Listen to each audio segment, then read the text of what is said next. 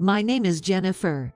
I've been married to my husband, James, for 3 years. I've finally reached my breaking point. That being said, it's not that I have issues with my husband. The one I have issues with is my mother-in-law, who we've been living with since we got married. So, I was thinking of letting out my frustrations about my mill in front of all the relatives. I really was. But the family gathering today is to meet the fiancé of James's younger brother.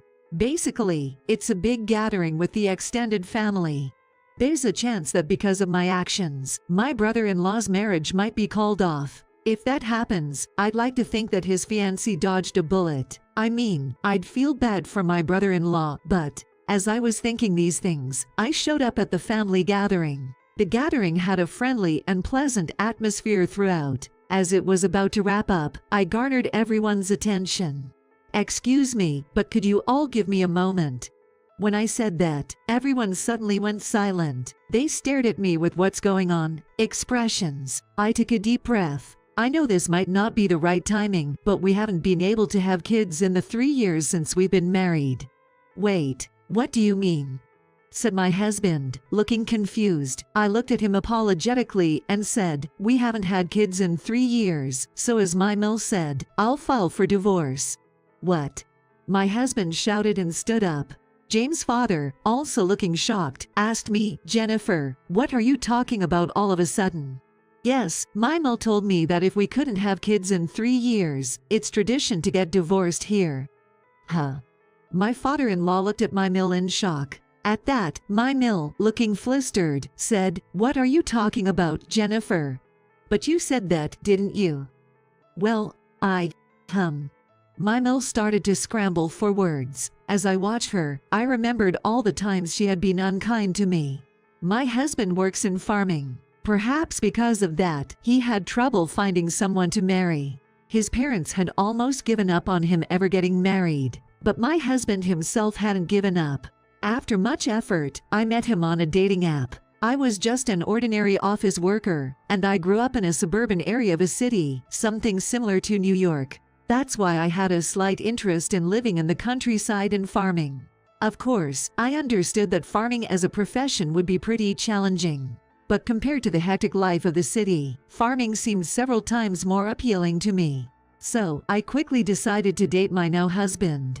After about a year of dating, I moved to the countryside where he lived. I moved into my in-laws' house. The farm work was done by the family, and I was told it's more convenient that way. Thinking, well, all right, I started living with my in-laws without much thought. I assumed I'd have some help from them on a day-to-day basis, so I wasn't too worried. But after moving, I came to realize some things I hadn't before. And that was the reality of farming. Everyday life was as I had expected with no issues. However, the actual work of farming was way different than I had imagined. Not only is the income dependent on the weather, but there's also the need to worry about pest control. Even though there's been advancements in machinery and digitalization, there are still parts of farming that rely on a farmer's intuition. In that sense, for a newbie like me, it was all quite challenging. There was a lot to learn, and it required physical strength. In the early days of our marriage, I was exhausted every day. Yet, I never came to hate farming, because everyone around me was so kind, especially my father-in-law.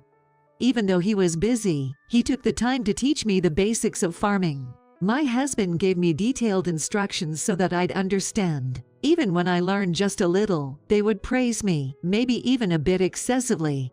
That's why, even though I was a clumsy newbie, I managed to keep up with the farming. For my husband, I was his precious wife. To my father-in-law, I was the bride of his only heir. Basically, both of them did whatever they could to make sure I was happy and didn't leave. Sure, farming was tough, but thanks to their care and concern, I had no complaints about my married life. In fact, I even felt lucky to be living with them. However, there was one person who felt the opposite, and that was my mill. It seemed she didn't like me getting all the attention. Whenever she could, my mill would scold me harshly. "Jennifer, are you ready for tomorrow?"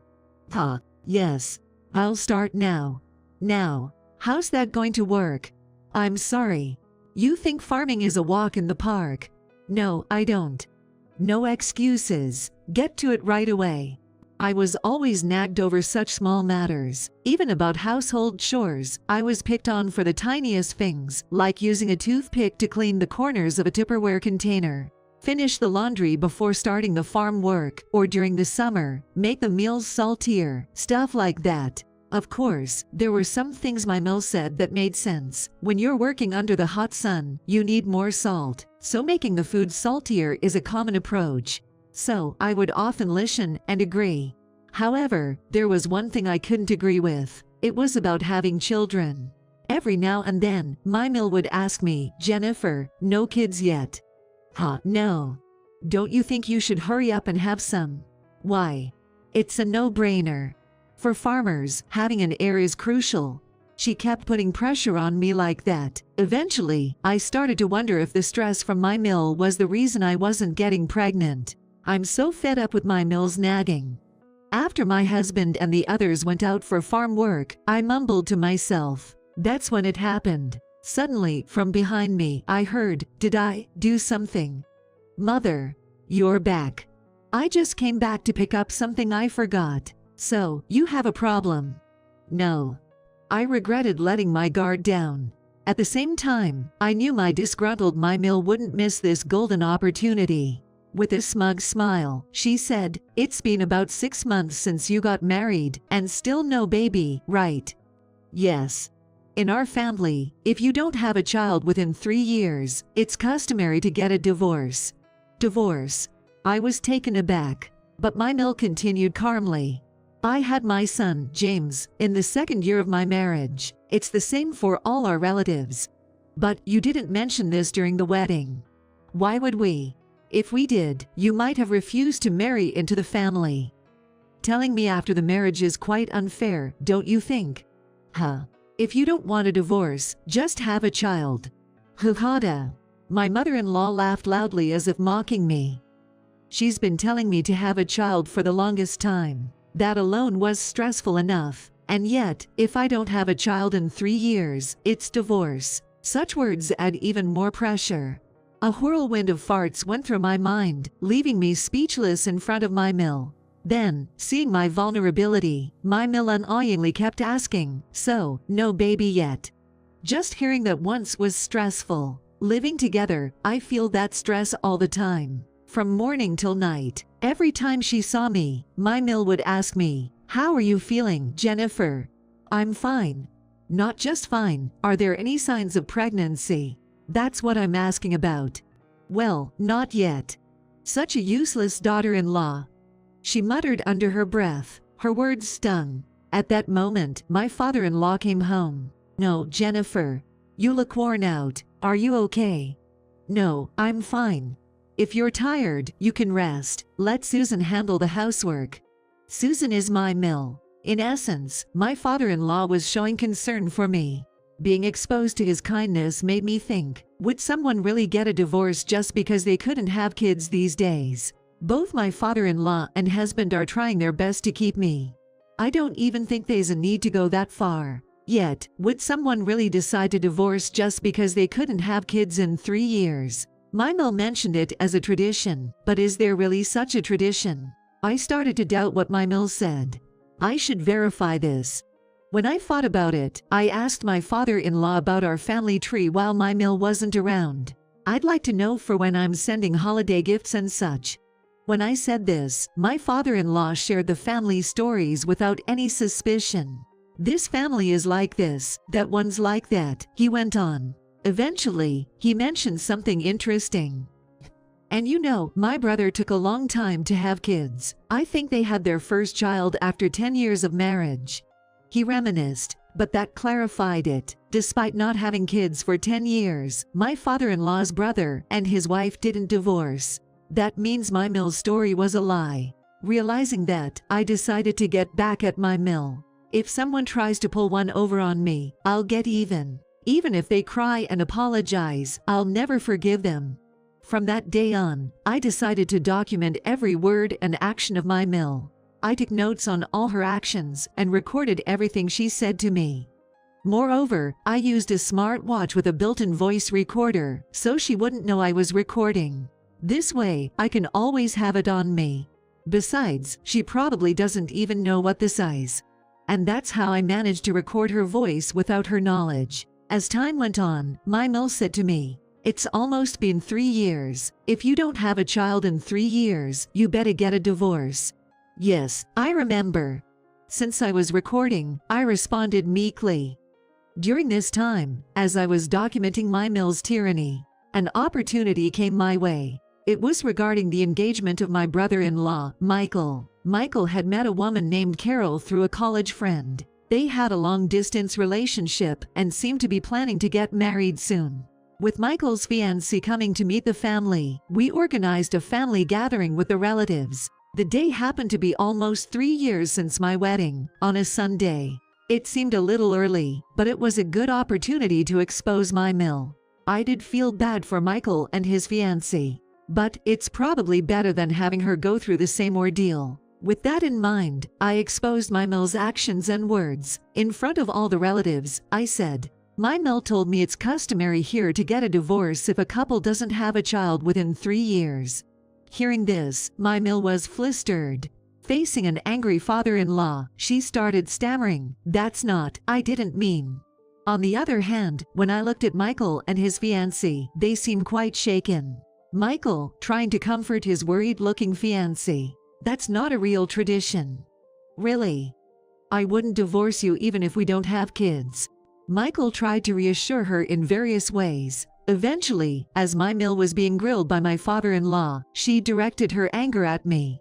"It's all because you said something weird." "But mother, you told me that." "You have no proof. It's all accusations." My mill yelled at me. Her face was bright red with anger.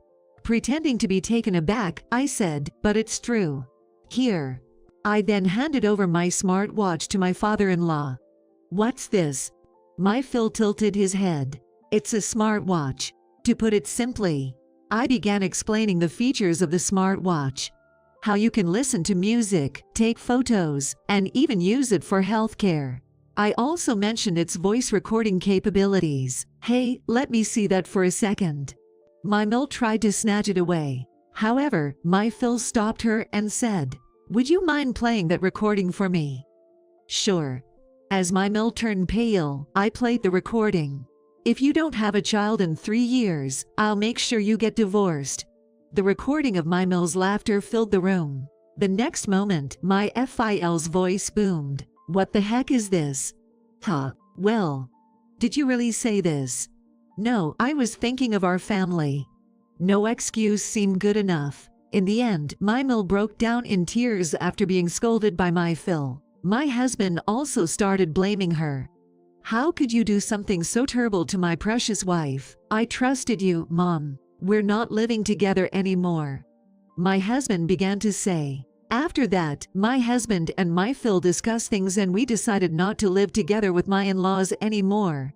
Moreover, my Phil promised that my mill would not come near us. However, my husband and my FIL's farmlands are next to each other, like properties in Nebraska. So, whenever I'd go to the farm, I'd inevitably run into my mill. That's when my Phil said, "I'll have Susan only do house chores. Consider it her punishment." "Are you sure about this?" When I asked, my Phil looked down and said, "Honestly, I would have divorced her right then and there. But just this once, could you let it slide for me?" "Why would you go that far?" "Actually," my Phil explained about my mill's family. Apparently, her family runs a farm in a nearby town and grew up in a strict family. He said if they found out she was being a bully to her daughter-in-law, she'd face severe consequences from her own family. They've been married for so long, it'd be heart-wrenching. That's why he asked if I could just forgive her this time on the condition that I'll never have to see my mill again. I wasn't inclined to forgive. However, with my husband and my Phil pleading, I found it hard to say no outright. In the end, I reluctantly agreed to my FIL's proposal. My mill got down on her knees, crying, "Thank you. I promise I'll never give you a hard time again." To even say such a thing. Of course, I couldn't believe those words. Knowing this person, she'll surely do something again. That's what I thought. Fast forward a month, I wasn't feeling well and visited the town doctor. The results: pregnancy. My husband and I were overjoyed. It felt like getting pregnant right after the stress from my mill was gone proved that it was all her fault all along. But I couldn't say that to my elated husband. He might have had a hunch, but I figured it's best not to mention. I kept that thought to myself. Before heading home, we stopped by my father-in-law's. When we told my father-in-law about the pregnancy, he was beyond thrilled. He seemed even happier than my husband. I'll bring a gift over soon. We'll see you soon, Dad. We had a lovely time together. That night, for some reason, my brother-in-law and his wife dropped by. What brings you here? When I asked, my brother-in-law hesitated and said, actually, Carol is pregnant too. Really? Congratulations. Thanks. So, you're expecting too, right? Well, we haven't announced it yet. I was puzzled. Then he revealed how he knew. Apparently, when his wife came over for the family gathering, she already had signs of pregnancy. But because of the commotion I caused, she felt too shy to share. It seems she couldn't bring herself to admit the signs of pregnancy. What's more, she was scared of my mill and didn't even want to visit her family home. She did tell my father-in-law, but asked him to keep it quiet. So, if Dad brings up the pregnancy, can you say it's about you, not us? That's fine, but keeping it a secret forever. I know. We'll tell the family once things settle. I pondered while looking at my troubled brother-in-law's face. The pressure I felt from my mill was intense. That can't be good for someone pregnant. While my mill might avoid me, it's different with his wife. I'm worried about her well-being. All right, leave it to me. Thank you so much. The couple expressed their deep gratitude and left. My husband, who had been silent, asked, "Is it really okay, Jennifer?" Of course, they're my precious brother and sister. Thank you. Everything was settled. That was what I thought. But rumors have a way of spreading. Before long, both my sister-in-laws and my pregnancies became known to the entire family. In the end, my brother-in-law seemed to have given up and formally announced the pregnancy to the relatives. My father-in-law suddenly exclaimed, "Now we can have a grand celebration." Of course, neither my sister-in-law or I could overexert ourselves, but I didn't want to waste my father-in-law's kindness either. Let's just take it easy then. After discussing it with my sister-in-law, we decided to attend the family gathering. Since we had already mentioned we couldn't exert ourselves, the gathering was a subdued affair. We enjoyed the feast provided and engaged in quiet conversation. After that, we received gifts from the relatives and called it night. The last to give a present was my father-in-law. "Here's my gift." As he said this, my mother-in-law gently presented two wrapped gifts. One was wrapped in floral paper, the other in a plain color. I wondered, why two different wrapping? I assumed he would give us the same gift. As I was pondering this, my father-in-law handed over the plainly wrapped gift first. "This one's for Carol." He handed it to my sister-in-law. In that moment, my mother-in-law hurriedly said, "No, that one's for Jennifer." Huh. It doesn't matter. Didn't I say to buy the same thing for both? Clearly, my father-in-law intended to give the same gift to both. But judging by my mother-in-law's reaction, she must have intended to give me something bizarre. So that's why the plain wrapping. I had an idea of what was inside, but watching this unfold was too entertaining. I watched with a grin on my face. My mother-in-law was fervently protesting to my father-in-law. But he didn't care. "It doesn't matter. What are you going on about?" While my father-in-law was scolding my mother-in-law, my sister-in-law returned to my side. I whispered to her, "Maybe you shouldn't open that." "Why not?" "It might be something awful." When I said that, my brother-in-law noticed and asked, "What do you mean by that?" Nothing." I tried to cover it up, but it was too late. My brother-in-law began unwrapping the gift his wife received. Out came a small bouquet of white lilies. Just as I thought. I mumbled to myself, lilies are commonly given as sympathy gifts at funerals. Therefore, it's one of the things to avoid during celebrations. Yet, my mill chose to buy it. This clearly meant she wanted to spite me on purpose. However, she accidentally gave it to my sister-in-law. "Mom, what's this?" my brother-in-law shouted in anger. My mill began to panic. Additionally, my Phil turned to my Mill and said, "Why lilies? You shouldn't give this as a celebratory gift." Well, she tried to come up with an excuse. Watching her, I chimed in. "It was meant for me, wasn't it? Still trying to pick on me even after all that's happened." My words reminded everyone present of the recent incidents. They all started blaming my Mill at once. My sister-in-law and I decided to step into another room. After a while, my husband came to get us. "Mom and Dad have decided to divorce. It's a waste of time to stay here. Let's go home." Later on, my husband and I, along with my brother-in-law and his wife, left for our homes. After many scoldings, my Phil presented my Mill with divorce papers. She clung to him in tears. "I can't go back to my parents' house. It would be terrible. You brought this upon yourself." After being sternly rebuked by my Phil, my Mill was sent back to her parents' home. There, she was scolded severely by her own mother, and was also asked to pay a compensation fee for the divorce. However, my Mill couldn't afford it, so her parents stepped in. Now, under her parents' watchful eyes, my Mill has been diligently working on their form. On the other hand, I had a smooth delivery and gave birth to a baby boy. My sister-in-law also had a lovely baby girl, and now we're both busy with parenting. By the way, possibly emboldened by recent events, she is already expecting her second child. She's determined to have a baby boy next. I'm fully occupied taking care of my son. Yet, I do hope to have another child within 3 years. Of course, even if we don't have another child within those 3 years, I have no plans of divorcing my husband.